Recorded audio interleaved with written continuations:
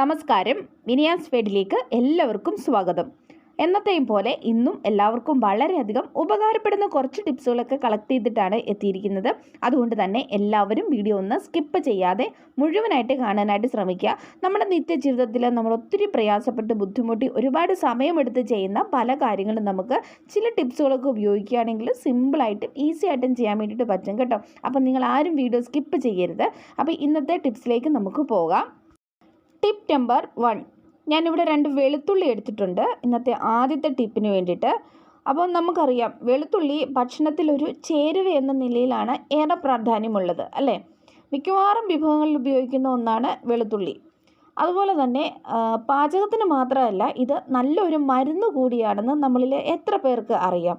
പല അസുഖങ്ങൾക്കുമുള്ള നല്ലൊരു മരുന്നാണ് ഈ വെളുത്തുള്ളി. ഇത് നമുക്ക് പല രീതിയിൽ ഉപയോഗിക്കാൻ വേണ്ടിയിട്ട് പറ്റും കേട്ടോ.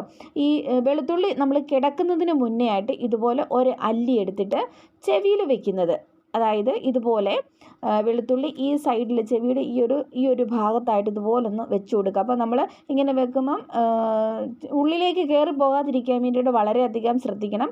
അപ്പോൾ ഇതേപോലെ ഈ ഒരു തട്ടുണ്ടല്ലോ, ഈ ഭാഗത്തായിട്ട് ഇതുപോലെ നമ്മൾ വെളുത്തുള്ളി വെച്ച് കൊടുക്കുകയാണെങ്കിൽ ഒരുപാട് ഗുണങ്ങളുണ്ട് കേട്ടോ.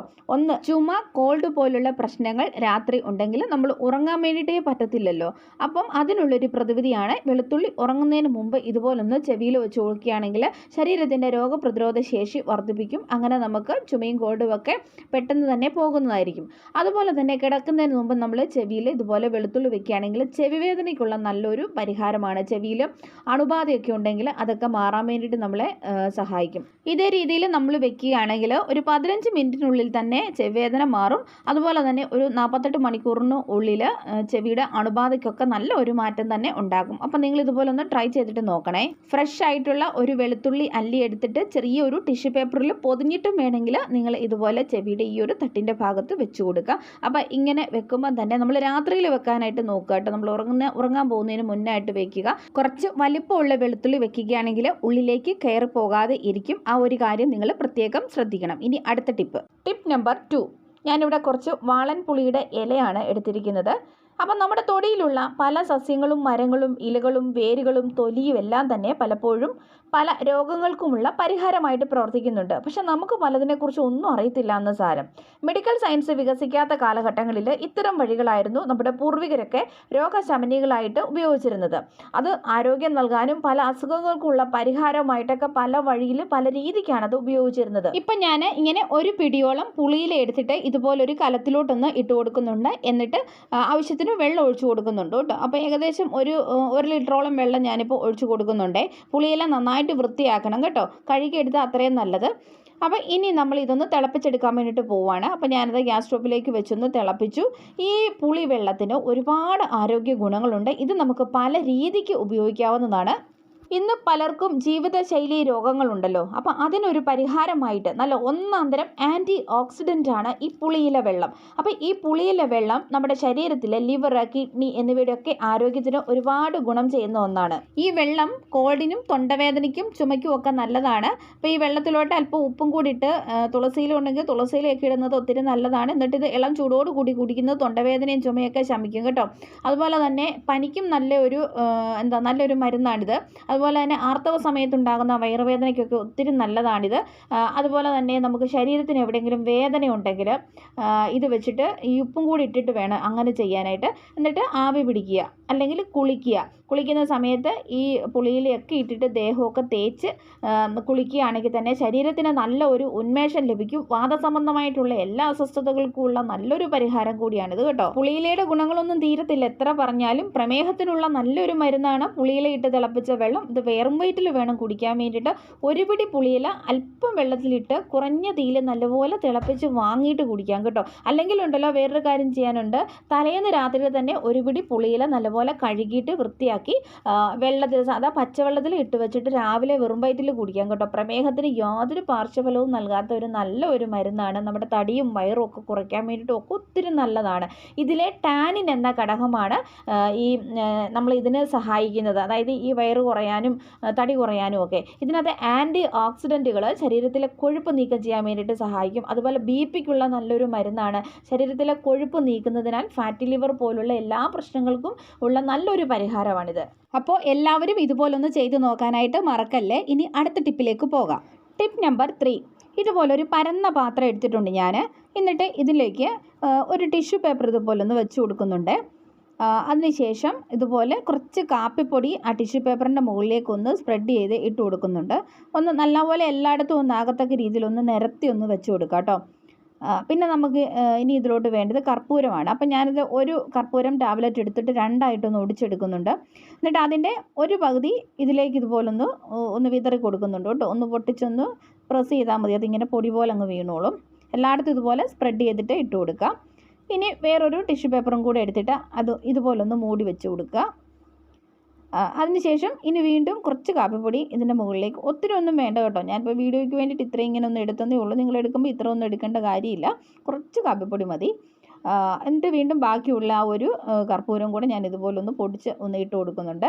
ഇനി നമുക്ക് ഇതുപോലെ ഇതൊന്ന് ചുരുട്ടിയിട്ടെടുക്കാം കേട്ടോ. അപ്പോൾ ഇങ്ങനെ ഒത്തിരി ടൈറ്റ് ചെയ്ത് ചുരുട്ടരുത്, കുറച്ച് ഒന്ന് ലൂസായിട്ടിട്ട് വേണം ചുരുട്ടിയെടുക്കാൻ വേണ്ടിയിട്ട്. അപ്പോൾ ഇതുപോലെ ചുരുട്ടിയെടുക്കുക. ഇത് നമ്മൾ ഈ പ്ലേറ്റിലോട്ട് തന്നെ വെച്ച് കൊടുത്തിട്ട് ഇതിൻ്റെ രണ്ട് സൈഡും ഒന്ന് കത്തിച്ച് കൊടുക്കുന്നുണ്ട്.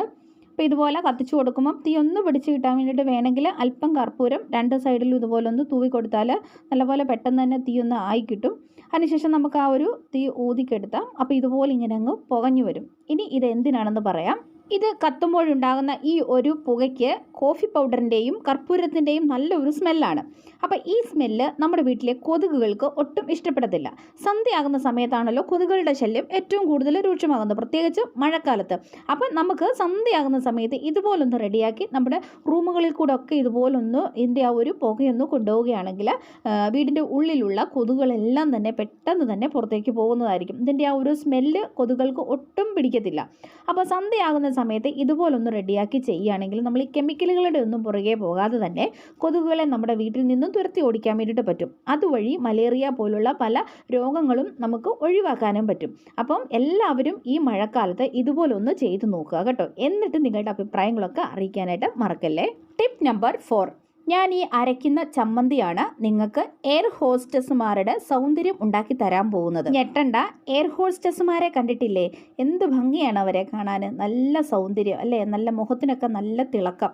അവരൊക്കെ നാച്ചുറൽ ആയിട്ടുള്ള പ്രോഡക്റ്റ്സ് വെച്ചിട്ട് ഇതുപോലുള്ള റെമഡികളൊക്കെ ചെയ്യാറുണ്ട്. അപ്പോൾ ഞാനിവിടെ കുറച്ച് ആര്യവേപ്പിലയാണ് കേട്ടോ എടുത്തിരിക്കുന്നത്. നമുക്കറിയാമല്ലോ ആര്യവേപ്പിലയുടെ ഔഷധ ഗുണങ്ങൾ ഞാൻ പറയാതെ തന്നെ നിങ്ങൾക്ക് അറിയാവുന്നതാണ്. അപ്പോൾ ഇതാ ഞാനിങ്ങനെ ഒരു പിടിയോളം ആര്യവേപ്പില ഒരു പാത്രത്തിലേക്ക് ഇതുപോലൊന്ന് അടർത്തി ഇട്ട് കൊടുക്കുന്നുണ്ട് കേട്ടോ.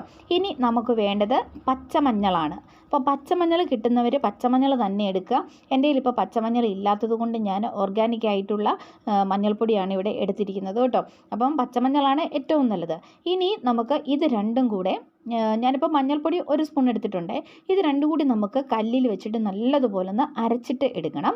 അപ്പോൾ ഇത് കണ്ടോ, ഞാൻ ഇതുപോലെ ഒന്ന് അരച്ച് എടുക്കുന്നുണ്ട്.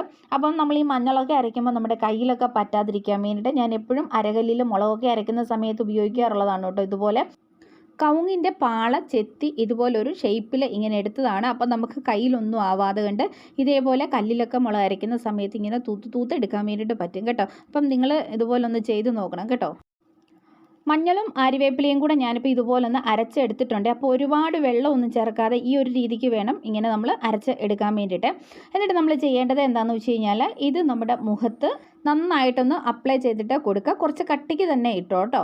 എന്നിട്ട് ഒരു മണിക്കൂറൊക്കെ നമ്മൾ വെച്ചതിന് ശേഷം നമ്മളിത് കഴുകി കളയുകയാണെങ്കിൽ ഇങ്ങനെ നമ്മൾ ഒരാഴ്ച ചെയ്യണം. ഒരാഴ്ച ആകുമ്പോഴേക്കും തന്നെ നമ്മുടെ മുഖത്തെ കറുത്ത പാടുകളും അതുപോലെ മുഖക്കുരു ഉണ്ടെങ്കിൽ മുഖക്കുരുവും ഒക്കെ മാറിയിട്ട് മുഖം നല്ലതുപോലെ തിളങ്ങുവാനിടയാകും. ഇപ്പം കറുത്തിരിക്കുന്നവർക്ക് വെളുക്കുമെന്നല്ല ഞാൻ ഉദ്ദേശിച്ചത്, വെളുത്തിട്ട് പാറുമെന്നല്ല, എന്നാലും ഒരു സൗന്ദര്യമൊക്കെ ഉണ്ടാകും, ഒരു നല്ലൊരു തിളക്കമൊക്കെ മുഖത്തിന് ലഭിക്കും. അപ്പോൾ സ്ഥിരമായിട്ട് ഇത് ചെയ്യുക. ഇതിപ്പം കെമിക്കലുകളൊന്നും നമ്മൾ ഇതിലേക്ക് ഉപയോഗിച്ചിട്ടില്ലല്ലോ, തികച്ചും നാച്ചുറൽ ആയിട്ടുള്ളതാണ്. അപ്പോൾ നിങ്ങളെല്ലാവരും ഇതൊന്ന് ട്രൈ ചെയ്ത് നോക്കാനായിട്ട് മറക്കല്ലേ. കഴുകി കളഞ്ഞപ്പോഴേക്കും നിങ്ങൾക്ക് നോക്കിയാൽ തന്നെ മനസ്സിലാകും ആ ഒരു വ്യത്യാസം. ആ ഒരു പേസ്റ്റ് പുരട്ടിയ ഭാഗത്തിന് നല്ലൊരു മാറ്റം വന്നിട്ടുണ്ട്. അപ്പോൾ നമ്മളിത് സ്ഥിരമായിട്ട് ചെയ്യുകയാണെങ്കിൽ തന്നെ നമുക്ക് മുഖത്തിന് നല്ലൊരു സൗന്ദര്യം ലഭിക്കും. അപ്പോൾ എല്ലാവരും ട്രൈ ചെയ്ത് നോക്കുക. അപ്പോൾ ഇന്നത്തെ ടിപ്സുകളൊക്കെ ഇത്രയേ ഉള്ളൂ. എല്ലാവരും ലൈക്ക് ചെയ്യാനും ഷെയർ ചെയ്യാനും സബ് ചെയ്യാനും മറക്കല്ലേ. അപ്പം ഇനി പുതിയൊരു വീഡിയോയുമായിട്ട് വീണ്ടും കാണാം. അതുവരെ എല്ലാവർക്കും താങ്ക്സ് ഫോർ വാച്ചിങ്.